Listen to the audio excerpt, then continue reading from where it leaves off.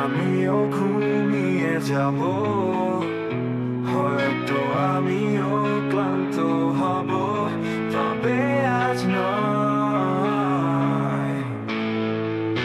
এখনো বাকি আকাশে ওরা, এখনো বাকি বাতাসে ভাষা, এখনো বাকি অনেক দূরে যাওয়া যাওয়া।